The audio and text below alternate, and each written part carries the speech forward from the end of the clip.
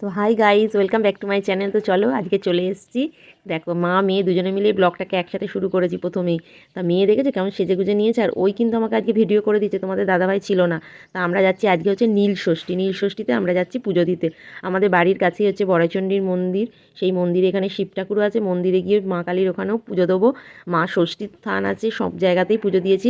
তো আজকের দিনে সব মায়েরাই চায় শিশুদের মানে তার সন্তানের মঙ্গল কামনায় পুজো দিতে। তা আমিও সেই আশীর্বাদই মানে মায়ের কাছে প্রার্থনা করেছি যেন সবাই ভালো থাকুক, সুস্থ থাকুক। আমার সন্তানও যেন সেই কথায় আছে না, থাকুক দুধে ভাতে, সেরকম সন্তান ভালো থাকা মানেই মা বাবাও ভালো থাকবে।